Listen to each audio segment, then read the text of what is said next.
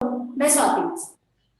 जैसे last lecture में हम लोग ने अपना ओलंपिक वर्तुलन सा कोर्स ये वाला लेसन कंप्लीट किया है। वो बिल्कुल भी सडनली एकदम डिफरेंट वाला टॉपिक था। हम लोग ने अलग लेवल पे जाके उसकी सारी इंफॉर्मेशन भी ले ली। मे भी 4 साल में एक बार होता है, 5 दिन के लिए होता है, एक अलग लेवल पे वो ये था। पर अभी जो हम लोग लेसन स्टार्ट करने जा रहे हैं ये ऐसा समझो कि एक शॉर्ट स्टोरी है। आप लोग में भी मेरे सामने होते तो मैंने आपसे बहुत सारा डिस्कशन किया होता और शायद आपने भी बहुत इनोवेशन दिखाया होता, क्योंकि मैंने यूजुअली यही क्वेश्चन हमेशा मैं ये लेसन के बारे में पूछती हूँ कि आपके लाइफ में ऐसा कोई टर्न देने वाला कोई भी एक बोलते ना कि ओल्ड पीपल, मतलब बोलते ना कि जैसे कि हमारे दादी है, नानी है, या दादाजी है, नाना जी है, उसमें से कोई तो एक रहता है कि जो हमारे हमारे लाइफ में हमेशा क्विज देने का काम करता है।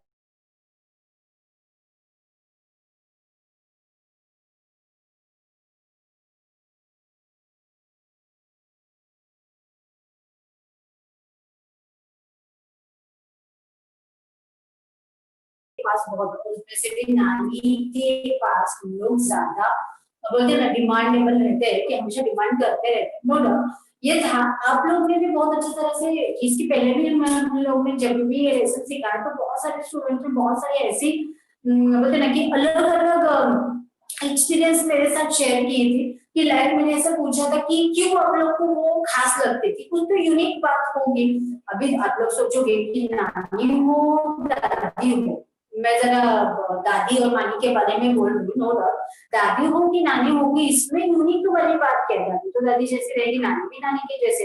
तो यूनिक वाली बात कहाँ पे आती है कि लाइक मैं मेरा खुद का एक्सपीरियंस बताती हूँ कि एक इन शॉर्ट में मैंने मेरा एक्सपीरियंस ये बताया था, बच्चों को हमेशा बताती भी हूँ कि मैं मेरी नानी पे भी बहुत प्राउड होती हूँ। ऐसा नहीं कि दादी पे भी मैं करती हूँ, कि नानी पे मैं इतना प्राउड करती हूँ बिकॉज ऑफ कि मेरी नानी ऐसा नहीं बोल सकते कि वो इलिटरेट है, मतलब बिल्कुल भी पढ़ी नहीं है। वो सेकेंड और थर्ड क्लास तक में भी तब जब जाके उनको पॉसिबल था तब वो सेकेंड और थर्ड क्लास तक जाकर वो पढ़ी है। पर आज भी वो अपनी लाइफ में कैलकुलेशन यूजलेस से करेंगे। अगर वो आपको उसका कैलकुलेशन देखोगे, जरा गणित अपने अंक मोड़ ऐसा बोलते कि डिजिट्स का फेरा रहता है या डिजिट्स घुमाते रहते हैं, तो ये जो है कि वो कैलकुलेशन है कि बहुत इमिडिएटली कर लेते हैं। या कभी कभी हम लोग भी ऐसा बोलते हैं कि मतलब बड़े बड़े तो नहीं, लेकिन उनको जो मालूम है फंसाने के चांसेस जहाँ पे है, आज भी वो बहुत सारा टेक्निक बहुत सारे टेक्निक यूज करती है अपना सब ऑल ओवर सब अपना डेली रूटीन संभालते टाइम तो कैलकुलेशन बहुत अच्छे से करती है। माइंड भी अभी तक शार्प है। मे बी उनका बोलते हैं कि एज अभी 75 वगैरह क्रॉस है, पर नहीं अभी आप लोग बोलोगे ये सब क्यों बता रही है या दादी नानी के बारे में क्यों पूछ रही है। आज हम लोग ऐसे ही पर्सनैलिटी के बारे में देखें, लेकिन ये दादी हो नानी हो, हमारा इनसे ना ब्लड रिलेशन, खून का रिश्ता। पर एक ऐसा कैरेक्टर हमारे लाइफ में या बोलते हैं ना कि सुनी सुनाई कथाओं में ऐसा कैरेक्टर जरूर होता है कि जिसका ना रियल लाइफ में किसी भी पर्सन के साथ या रियल लाइफ में किसी भी व्यक्ति के साथ कोई ज्यादा खास ऐसा रिलेशन नहीं होता है, फिर भी वो लोग हमेशा फेम में रहते हैं।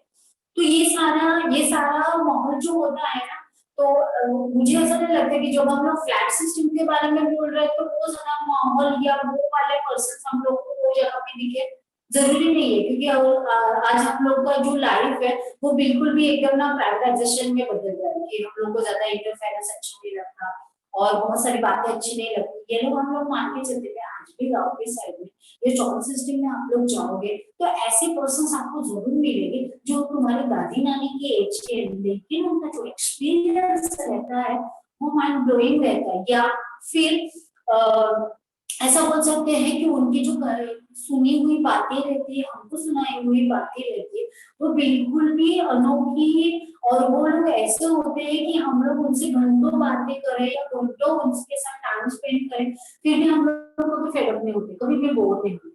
वैसे ही आज हमारे कहानी का कैरेक्टर है वो सक्कू आजी।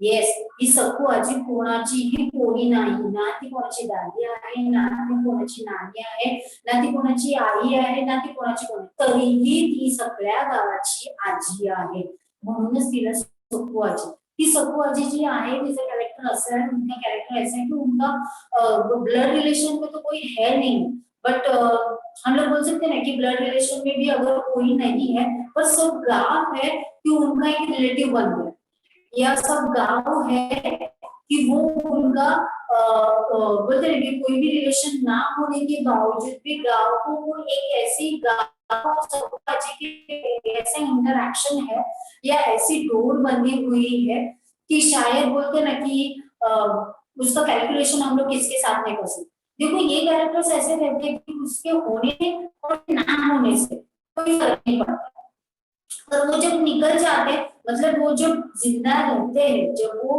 अलर्ट रहते हैं कि वो है हमारे साथ, रोज हमको दिख रहा है, तो मे भी उनके रहने से ना रहने से फर्क नहीं पड़ता, लेकिन वो जब चले जाते हैं ऐसे जैसे उनकी डेथ हो जाती है तो एक बड़ा सा बोलते हैं खालीपन ना हमारे अंदर ना बोलते हैं कि हमारे इर्द गिर्द फैल जाता है। तो उनके जाने के बाद बहुत टाइम लोग ऐसे डायलॉग भी मारते होंगे, आप लोग भी सुने होंगे कि मैं निकल जाऊंगा ना तो तुम लोग देख लेना, तुम भी तो धमकाते रहते हो, मैं कि नहीं दिखूंगा तो देख लेना।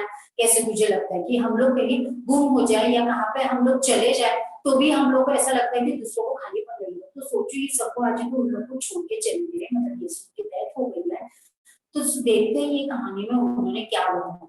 चलो स्टार्ट करो। सक्कू आजी राजन गवस, उन्होंने बोला 1959 प्रसिद्ध कथा कादंबरीकार कवी समीक्षक संशोधक भंडार भंडारो धिंगाणा कळप तणकट इत्यादी कादंबऱ्या, उनका काव्य संग्रह काच कौड्या ललित गद्य संग्रह प्रसिद्ध है। तो आप लोग ये अभी तक का मैंने क्वेश्चन जब भी सिखाया है तो एक बात मैं आपको नोटिस करवाना भूल गई हूँ, ये सुनो ना आप लोग जब भी ये लेसन को सुनोगे या लेसन जी सुन के पढ़ने की कोशिश करोगे तो डेफिनेटली आप लोग जब ये प्रस्तावना पढ़ते हो तो आप लोग प्रस्तावना पूरी पढ़ोगे, लेकिन उसमें भी जो सेकंड मतलब बोलते हैं लास्ट की 2 लाइन 1 लाइन वो पूरा मॉडल होता है वो स्टोरी का बच्चे में, वो पूरा कंटेंट उसमें बहुत सारा कंटेंट इंक्लूड होता है। मैं तो वो हमेशा एक्सप्लेन करती हूँ, आज भी आप लोग आराम से सुनो। प्रस्तुत पाठात सक्कू आजीच्या मनातील जुन्या नव्या जीवन मूल्यांविषयीचे भान, तिची प्रगतशील दृष्टी, निर्णय क्षमता, माणसांवरचे प्रेम अतिशय सहजतेने व ओघवत्या शैलीत लेखकाने वर्णन केलेले आहे। माने उन्होंने क्या बोला है कि प्रस्तुत पाठात सक्कू आजीच्या मनातील जुन्या नव्या जीवन मूल्यांविषयीचे भान, सबसे इम्पोर्टेंट वाला टैगलाइन है इस लेसन का कि जुन्या नव्या जीवन मूल्य विषयांचे जुन्या नव्या जीवन इन्होंने बोला जुनिया नव्या जीवन मूल्यांविषयीचे भान। हम लोग को हमेशा ना हमारे माइंड में यही रहता है, यही सेट रहता है कि पुराने लोग हैं ना तो पुरानी बातें लेके ही आगे चलेंगे या नई चीजों को वो लोग एक्सेप्ट नहीं, तो बिल्कुल भी रॉन्ग, आप लोग रॉन्ग वे से सोचते नहीं। कभी कभी बहुत सारे लोग होते हैं कि हार्डली बोलते ना, हार्डली बहुत सारे लोग या बोलते ना बहुत सारे लोग ऐसे होते हैं या हार्डली बहुत सारे लोग ऐसे होते हैं कि जो इन दोनों का कैलकुलेशन बराबर करते हैं अपने लाइफ में, कि वो लोग पुराने संस्कार को मानते रहते हैं लेकिन नए को भी अच्छी तरह से पॉजिटिवली एक्सेप्ट करते हैं, दोनों में बराबर से कैलकुलेशन करते हैं। कैसे? तो ये जो सक्कू आजी है वो भी वैसी है कि पुरानों के साथ रहती है लेकिन नए को उतनी है अच्छी तरह, म्हणून जीवन नव्या जुन्या जीवन मूल्यांविषयीचे भान, कि उनको दोनों मतलब बोलते हैं कि ओल्ड वाले भी और नए वालों को में भी बराबर तालमेल करने के लिए आता है, कैसे महान है मतलब उनको पूरी तरह से उसको नॉलेज है कि दोनों को कैसे हैंडल करना है। तिची प्रगतिशील दृष्टि, प्रगतिशील दृष्टि मतलब प्रोग्रेसिव अप्रोच, नए चीजों को बहुत जल्दी लोग एक्सेप्ट नहीं कर पाते, इनफैक्ट हम लोग भी, पर वो सक्कू आजी कैसे कैसे नए विचारों को वो एक्सेप्ट कर रही है वो मैं धीरे धीरे बताना चाहूँ।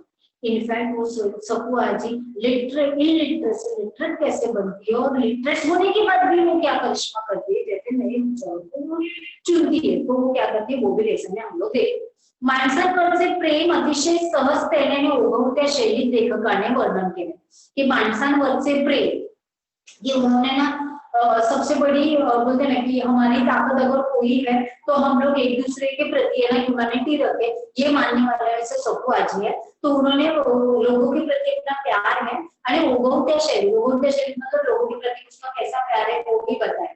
फॉर एग्जाम्पल मैं एक छोटा एग्जाम्पल देती हूँ जो लेसन में भी है कि ये जो सब्बू आजी है कि उसको बहुत सारे लोग है ना कि बुद्धि अंधेरे ऐसे सब बोलते थे, या उसके साथ छोटे छोटे लोग भी मजाक करते थे, फिर भी वो एकदम पॉजिटिवली लेते थे, कभी भी एंगरनेस नहीं है।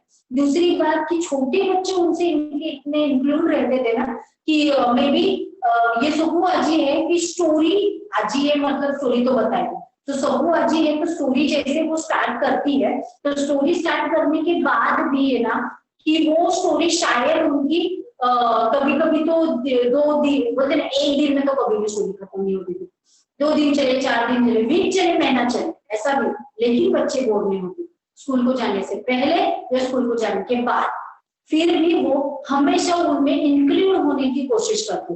अभी कैसे वो लेसन के थ्रू हम लोग देखेंगे।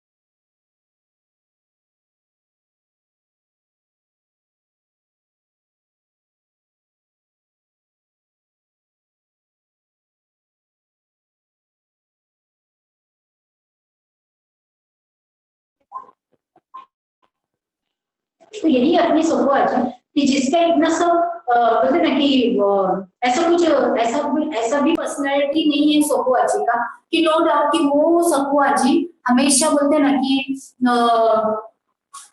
अपने अपने से साथ रहे, या वो अलग कोई पर्सनैलिटी है कि जिनको देख के हम लोग को बहुत बोलते ना अचंभा लगे, या एक ऑर्डिनरी मैन है, एक ऑर्डिनरी वुमन है जो गांव में रहती है पर सबके टच में, कैसे वो देखेंगे। चलो स्टार्ट करते हैं।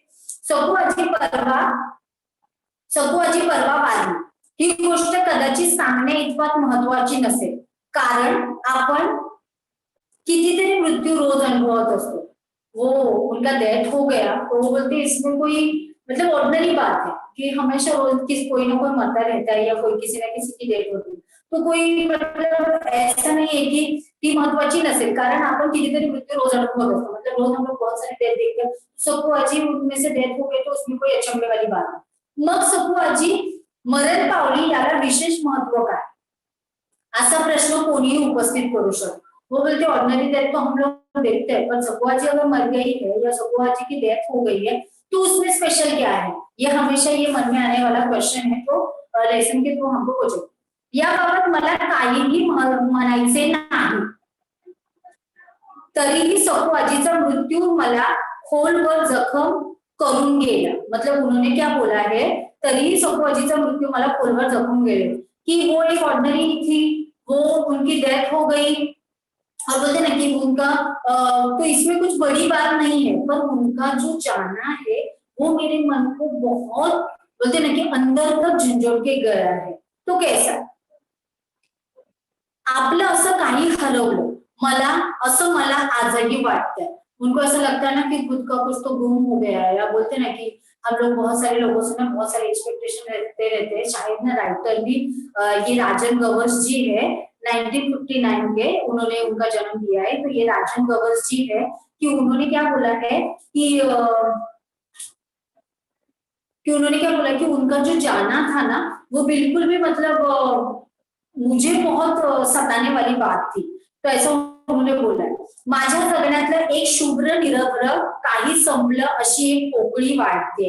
मतलब बोलते ना कि एक मेरे सर पे का एक छत चला गया, या एक अलग सा खालीपन आया है, लाइफ में कुछ तो अलग फील हो रहा है, ऐसा उनको लगता है. कोण सकू आजी, माझी कोण लागत होती ती, कोणीच नाही. वो किसके भी कोई भी लगते नहीं थे, वो अपने राजन गवस जो राइटर है उनके भी वो कोई नहीं लगते थे. ना माझ्या जातीची ना पातीची, ना मेरे धर्म की, ना मेरे जात की, ना मेरे कास्ट की, ना रिलीजन्स की, पण तरीही ती माझ्या जवळची होती. पर वो तभी भी मुझसे बहुत क्लोज थी. रक्ताच्या माणसा इतकीच, ब्लड रिलेशन इतने ही. मैंने बोला ना एक पर्सन कोई अपने लाइफ में ऐसा जरूर रहता है कि जो हम लोग को शायद बोलते ना कि पहले रियलाइजेशन नहीं होता है उनके होते टाइम वो अपने लाइफ में कितना इम्पोर्टेंट है, बट उनके जाने के बाद वो तो ये बोलते ये जो सकू आजी थी वो सही में मेरे लिए कोई नहीं थी. बट ये सकू आजी डेफिनेटली जब वो डेथ हो गई उनकी, तो वो बोलते कि मुझे वो ब्लड रिलेशन से भी ज्यादा इम्पोर्टेंट थी. सकू आजीचं वय वर्ष 90, कि उनका एज क्या था 90. हातात काठी, वाकून कमान झालेलं शरीर, कि उन्होंने क्या बोला कि हातात काठी आणि वाकून कमान झालेलं शरीर, कि हाथ में काठी थी और वो झुक के चलते थे. मतलब जैसे बूढ़े लोग चलते हैं, आप लोग अगर बुक में पेज अपने लेसन पे देखोगे तो डेफिनेटली आपको उनका जो पूरा डिस्क्रिप्शन है वो कैसे दिखते थे वो मिल जाएगा. चेहरा सुरकुत्यांनी भरलेला. सकू आजी गल्लीतून जाताना कोणी सहज म्हटलं, आजी कुठं चाललीस, तर लगेच उत्तर, कुठं जातोय बाबा, म्हातार माणूस, हाडं गेली वड्याला, बघा माझ्या मड्याला. एक उनका टेक्निक था कि वो हमेशा रिदम में बोलते, पोट्रिक वाले टोन में, कि आंसर भी है ना वो देते थे. देखो उन्होंने कितना यूजुअली आंसर देते थे. तो वो बोलते कौन बूढ़े आदमी को देखेगा और वो किधर जाएगा, ज्यादा से ज्यादा शमशान में ही जाएगा, और किधर जाने वाली मैं, किधर जाती हूँ मरने के लिए, ऐसा. मतलब कितना कॉमेडी वाला आंसर है कि मरने का भी डर उनको तभी भी नहीं था. म्हातारी काय बोलते, म्हातारी काय बोलते हे सगळ्यांना समजायचंच असं नाही, पण प्रत्येक जण तिच्याशी बोलण्याचा प्रयत्न करतो. वो जो ओल्ड लेडी थी, वो बूढ़ी लेडी थी कि वो क्या बोलते थे, कभी कभी किसको समझ में नहीं आता कि हमेशा पोल्ट्री बोलते थे तो क्या बोल रहे समझ में नहीं आया, पर हर एक को उसको बोलने की चाहत थी. म्हातारी प्रत्येकाशी बोलते, मला सकू आजी नेहमीच एक कविता, मला सकू आजीची नेहमीच एक कविता म्हणजे सकू आजीच नेहमी मला एक कविता वाटते, मला सकू आजी नेहमीच एक कविता वाटते. कि वो बोलते वो कभी नॉर्मल बात ही नहीं करते, वो हमेशा बोलती है, वो पॉलिटिक्स स्टाईल में ही बोलती है, हमेशा कवितेच्या सुरातच बोलत असते, म्हणून तीच एक कविता असं वाटतं. म्हणजे ती एवढी म्हातारी आहे, जुन्या पिढीतली आहे, तरी तिला कवितांमध्ये बोलतात. काय काय लोकांना मालूम है ना शौक रहता है पोएट्री में बोलने का, वैसे राइमिंग्स फॉलो करने का. म्हातारी प्रत्येकाशी बोलते, मला सकू आजी नेहमीच एक कविता वाटते. ती कवितेत बोलते, कवितेत जगते, तिच्या इतकं प्रचंड भाषिक ज्ञान मला कोणाकडेच दिसलं नाही। वह पोएम में ही बोलती है, पोएम में ही सोचती है, और उसके जैसा भाषिक ज्ञान, लैंग्वेज और नॉलेज, कैसे लैंग्वेज ज्वाइन करना ये भी बहुत बड़ी बात रहती है। तो वो कैसे उनके पास है वो बिल्कुल भी उनको आइडिया नहीं। सबको आजी सहज बोलायला लागले। आज धीरे धीरे समझ जाओगे की एकदम सिंपल कॅरेक्टर आहे आणि एक शॉर्ट स्टोरी आहे त्या शब्बू आजीवरती, की ती सबू आजी कशी होती आणि जुन्या विचारांची, मतलब वो पुराने ख्यालों की रह के भी नई पीढ़ी से वो एडवांसली कैसे मैचअप करती थी, टाइप करती थी, वो उनका स्किल था, वो उन्होंने बताया। सबको आजी सहज बोलायला लागली तरी एक कविताच बोलायची। म्हणजे कुणी म्हटलं म्हातारी गप्प घरात बसायचं सोडून कुठे निघालीस मरायला, मतलब किसने बोला का क्यों मरने के लिए किधर जा रही है, तो क्या बोला, तर ती लगेचच म्हणत, देखो पोएट्री है, ज्यादा टेंशन लेने की जरूरत नहीं, सिर्फ एक राइमिंग्स उन्होंने जमा कर दी। मरण लोकाला सरळ दिकाला, माझं कपाळ भरलं आभाळ, मरलं माणूस झिजलं काणूस, म्हातारी नवसाची भरून उरायची। मतलब वो पोएट्री में आंसर दे रही है कि मैं अगर मर के भी गई तो मैं भी हमेशा अपने बोलते ना लव के साथ हमेशा अपने साथ रहूं, आपके साथ रहूंगी। वो अगर वो आदमी मर भी गया तो वो भी तुम्हारे साथ हमेशा ही रहेगा। हे सगळं जुळवून बोलायची असं नाही, मतलब वो हमेशा कभी भी किसी ने कुछ क्वेश्चन पूछा है तो वो सोच के आंसर दे, ये कुछ जरूरी नहीं। तो हमेशा जो पोएट्री उनको वहां पे बोलते ना सडनली उनको जो पोएट्री जमता था वो बोल देते थे, पण ती बोलायला लागली की आपोआपच तिच्या तोंडातून ते बाहेर यायचं। God gift. तिच्याशी बोलताना एक अवर्णनीय आनंद मिळायचा। अवर्णनीय, अवर्णनीय माने जिसका हम लोग कोई भी डिस्क्रिप्शन नहीं दे सकते, अनडिस्क्रिप्शेबल, कि अनडिस्क्राइब कर, मतलब कि डिस्क्राइब नहीं कर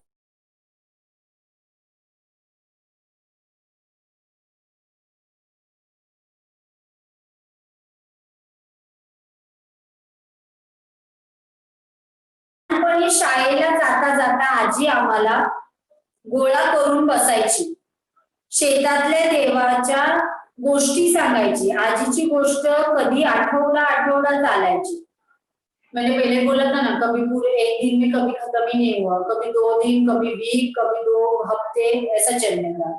शाळेला जाताना काही वेळ, शाळेहून येताना काही वेळ। स्कूल को जाते टाइम का कुछ टाइम देखो बच्चे भी बोर नहीं होते थे, स्कूल को जाते टाइम भी उनसे मिल लेंगे और आते टाइम भी यही मूड में मिल लेंगे कि अभी नेक्स्ट व्हाट स्टोरी। शाळेतून येतानाही काही वेळ असा तो ठरलेला कार्यक्रम असायचा। एकदा आजीने एक गोष्ट सहज सुरू केली आणि संपवली, पण ती माझ्या मनात दीर्घकाळ रेंगाळली।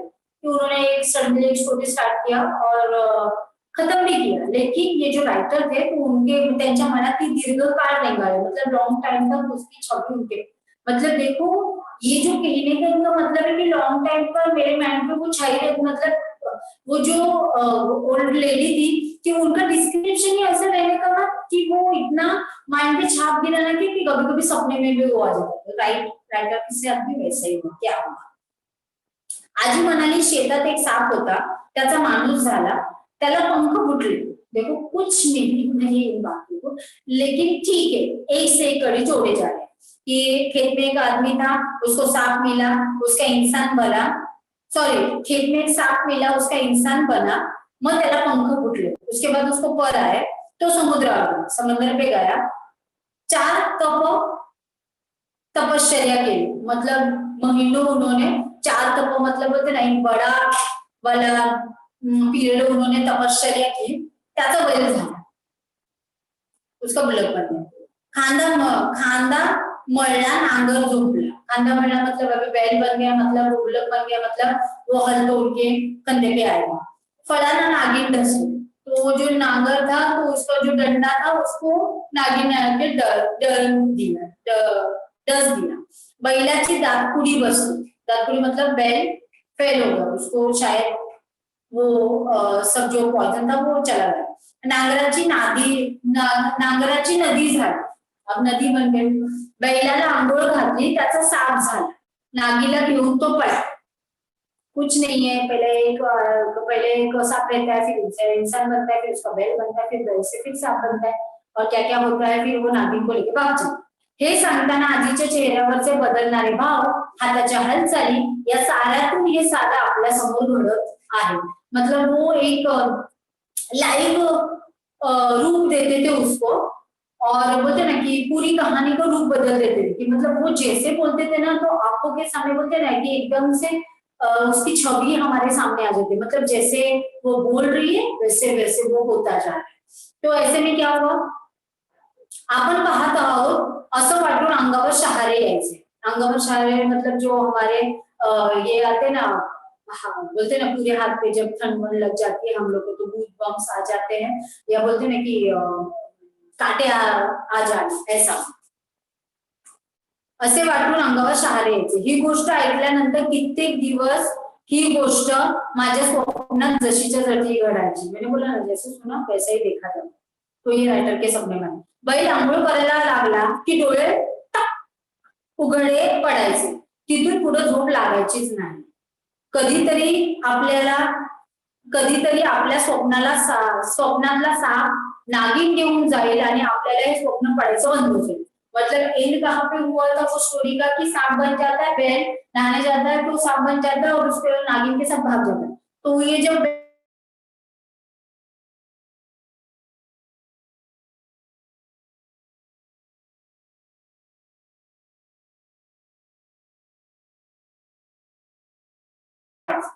पण कैक वर्षात मतलब अनेक वर्षात, बहुत सालों से असं कधी घडलं नाही की ही कथा कधी अचानक स्वप्नात येतेच. आजीने काही गोष्टी सांगितल्या, काही म्हणे बरी अनेक खूप साऱ्या, पण एवढी कशी मेंदूतून रुतून बसली हा प्रश्न अनुत्तरणीय आहे. मतलब इसके पहले उन्होंने बहुत सारे शॉर्ट स्टोरीज उनके सामने वो रैमिंग वाले स्टोरी सुने थे, लेकिन यही क्यों मन में बैठी वो पता है. त्या काळी आणि त्यानंतर या गोष्टीचा अर्थ आजीला विचारला होता तर ती फक्त हसायची. मध्येच एकदा म्हणाली, इसके बारे में भी उन्होंने बहुत टाइम पूछा ये स्टोरी का मतलब क्या है, मतलब मुझे बार बार वो याद आ रही तो क्यों ऐसा हो रहा है. तो वो आंसर दे देते, गाव गरतीला सपान धरतीला धरती दुपावली माती हरागली आता हे कोणाला कळणार, नंतर म्हातारीला काहीच विचारू नये. मतलब वो कभी आंसर है कि बोलता ना प्रामाणिकपणे सिंपल वर्ड्स मध्ये कभी आंसर दे. अभी उन्होंने उनका क्वेरी पूछा कि ये वाली स्टोरी मेरे ध्यान में क्यों रह रही है, तो उसका रीजन क्या है, तो उसका रीजन भी उन्होंने पोएटिक में दी. तो इन्होंने कुछ नहीं छोड़ा. देखो ये थी सखुआ जी.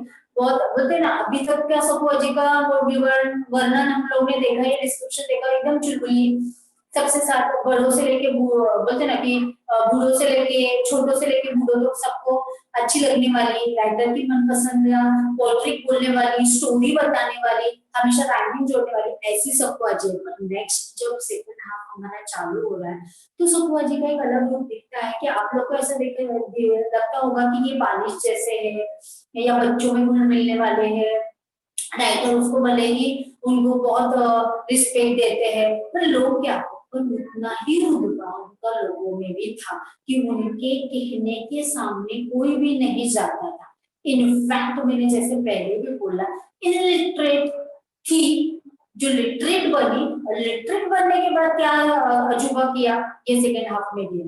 अब आप बोलोगे रुतबा कैसा था या उनके कहना कितना लोग मानते थे, वही है. नेक्स्ट देखते. सखू आजी गावातल्या कुणाच्याही बारशाला लग्नाला मयताला.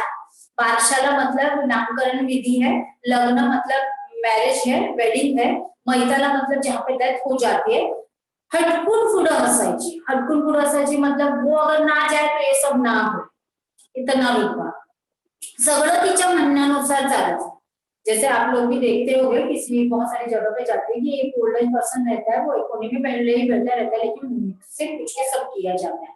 वैसे ही सखुआ जी, देखो सखुआ जी किसी कोई भी नहीं थी, फिर भी वो सबके गाँव की थी. ओके. तिच्या शब्दाला चॅलेंज नसायचं.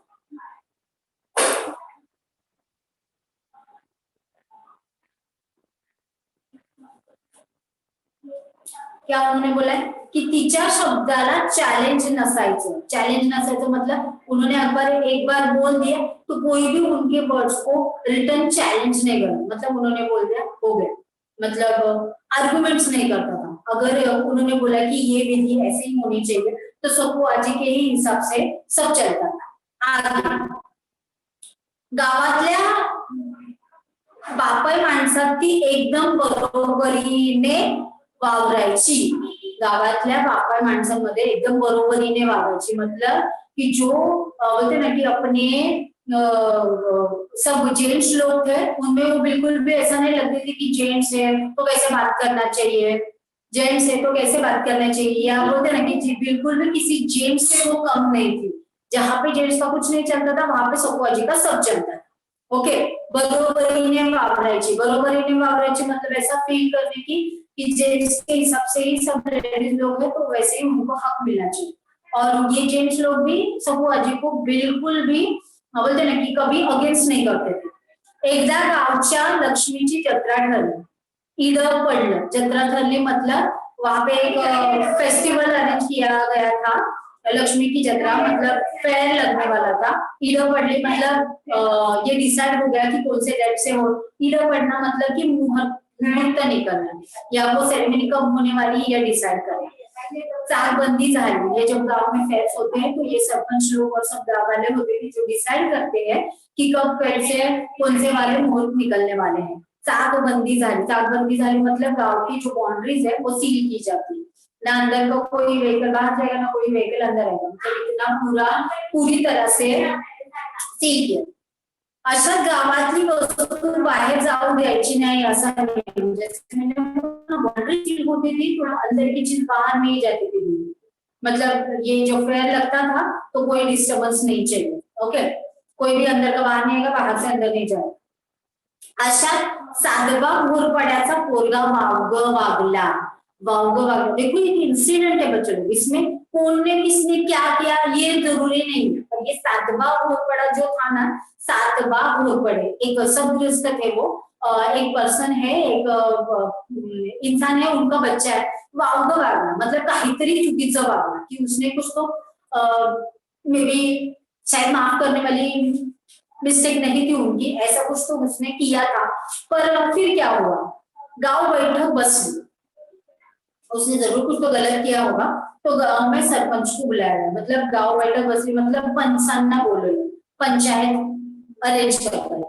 रिवाज पंच म्हणाले रिवाजानुसार सातवाच्या पोराला दंड करायचं, सगळ्यांनी माना डोलावल्या। रिवाजानुसार मतलब हमारे कस्टम है यहाँ पे, जो भी गलती उस लड़के ने की है मे बी शायद वो माफी के लायक नहीं है, तो उन्होंने बोला कि हमारा जो कस्टम है ना उसके हिसाब से इसको हम लोग पनिश करेंगे। सगळ्यांनी माना पण डोलावलं, सब लोग ने हामी भरली, निर्णय फायनल। एवढ्यात म्हातारी उठली, म्हणाली पोरग मांडीवर घाण करते म्हणून मांडी कापता का, मतलब क्या है कि अपना ही बच्चा है कि अगर एक्सटेंड करते हो आप लोगों को समझेगा ना, कि ऐसा लगता है कि छोटा बेबी रहता है कि वो अगर आप लोग ने आपके थाइस पे मतलब आपके गोदी में आप लोग ने उसको लिया है तो वो अगर कोई डर्टीनेस कर देता है मतलब शी या सू कर देता है, तो ऐसा नहीं है कि हम लोग वो क्लॉथ वगैरह चेंज कर देते, तो उसको कुछ चाटते पीटते झगड़ते मारते नहीं है, या फिर ऐसा नहीं करते कि हमारा थाइजी काट के फेंक, नहीं ऐसा कुछ भी नहीं होता। और उसको समझाने की कोशिश करते बाबू नेक्स्ट टाइम से होगा तो हम लोग को पहले इन्फॉर्म करना है, तो हम लोग आपको लेके जाएंगे, पर इसका मतलब ऐसा नहीं कि उसको पनिश कर दो, तो वो भी वही बोलती है बच्चे ने गलती की है, लेकिन इसका मतलब ऐसा नहीं कि आप लोग अपना थाइस करके फेंकोगे, उसको कोई ऐसे पनिशमेंट दोगे उसको वो इतना हकदार भी नहीं है।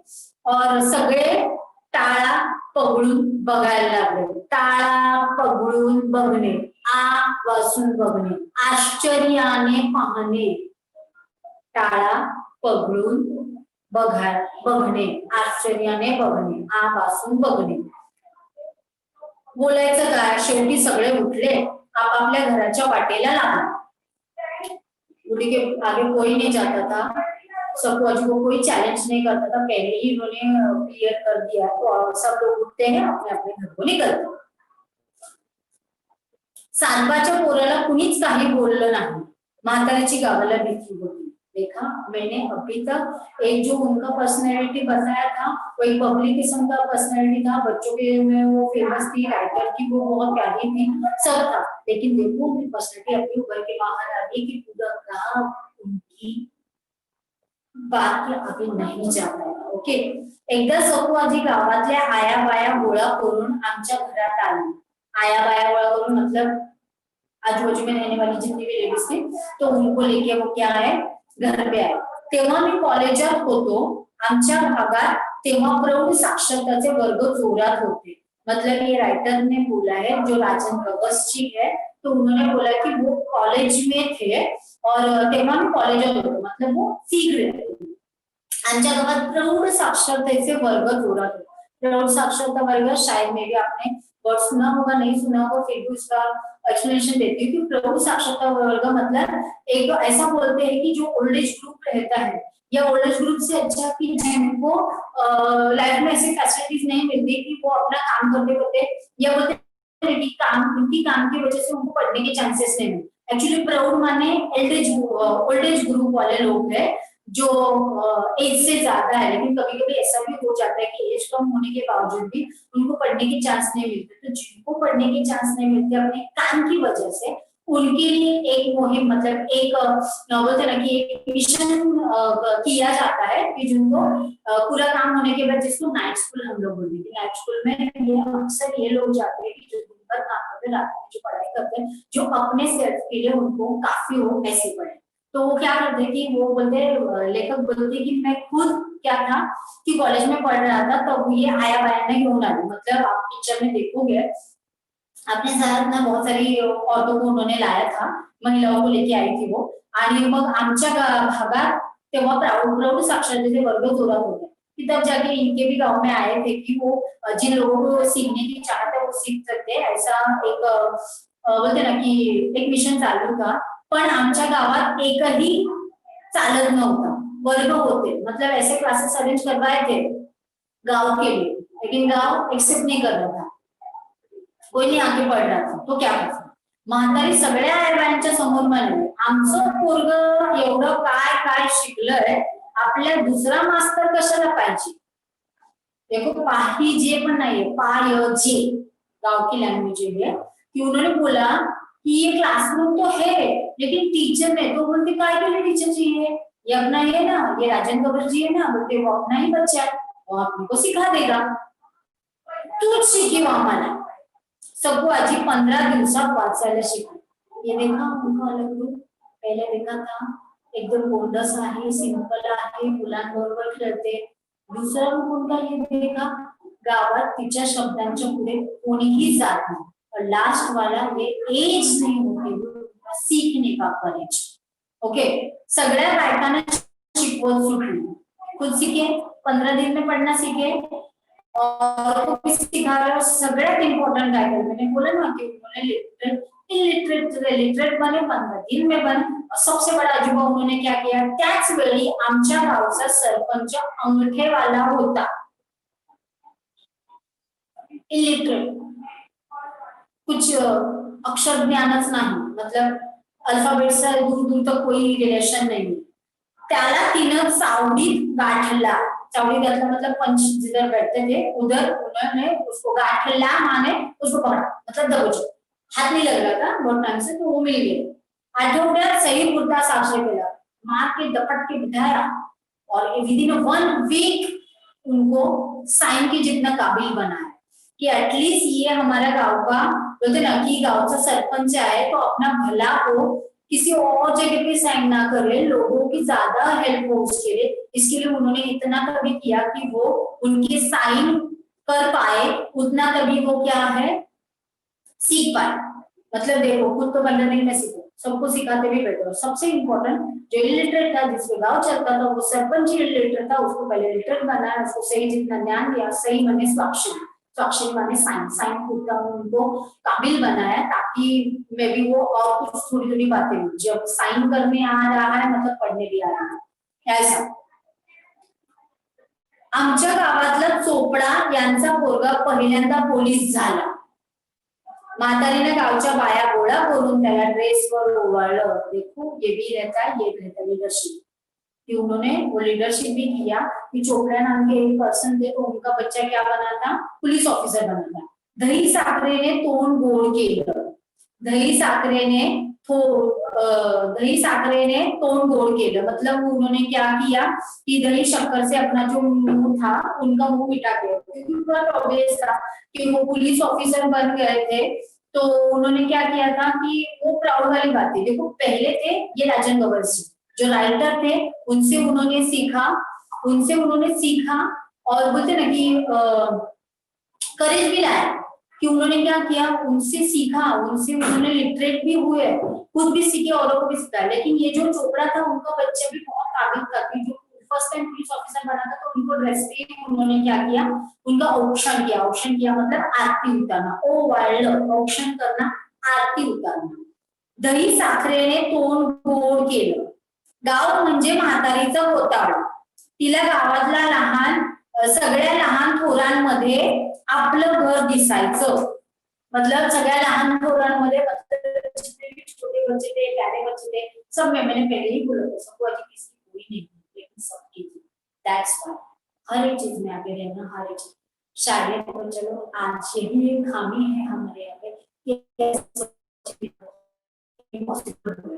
या मेरी हमारी जनरेशन बहुत लकी थी, हमारे पास ऐसे दादा दादी नाना नानी है या ऐसे पहचान वाले सबको अच्छे को भी हम लोग ने देखा है, जिनका इंटरफेरेंस हमारे लाइफ में जरूर ज्यादा रहता है, पर उनका नहीं रहना भी उतना ही हमको मिलता है।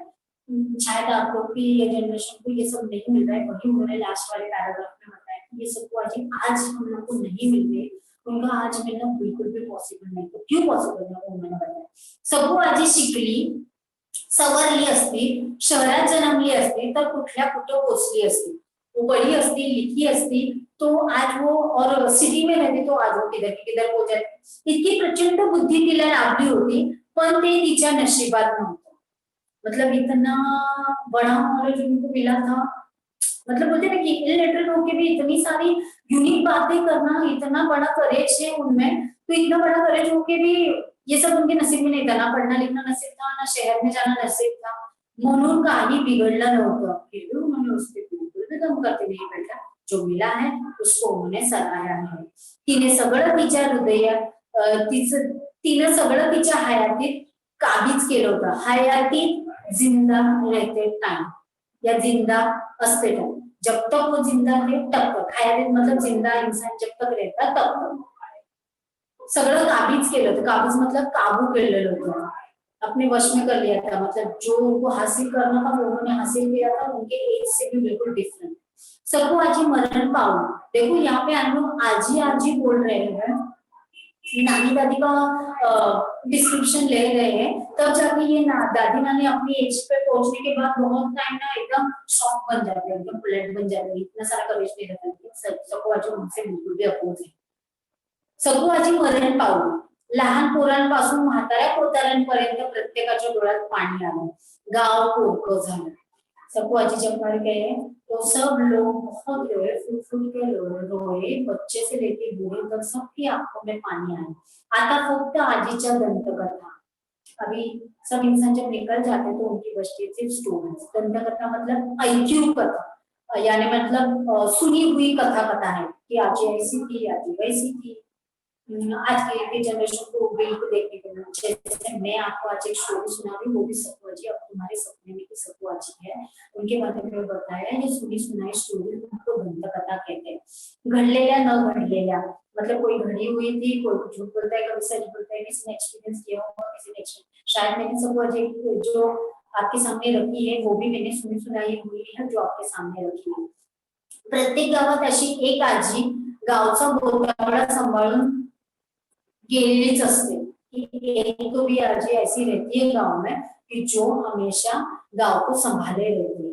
आता गावगाडा बदलला, आजीला जागाच उरली नहीं, तो उन्होंने क्या बोला कि अभी है ना गांव के सब सिस्टम्स चेंज हो गए हैं और ये आजी है कि उनको प्लेस ही नहीं बचा है। मतलब शायद इंसानों में भी बच्चे लोग वो रिस्पेक्ट नहीं दे यार, इसके लिए आप भी है ना, आपके आजू बाजू में बुजुर्ग लोग होते हैं, उनका इंटरफेरेंस रहता है, उनकी एज की वजह से वो लोग बोल देते हैं, लेकिन बिल्कुल बिल्कुल भी माइंड नहीं करना चाहिए, उनके हर एक बात में उतना ही अच्छी सोच रहती.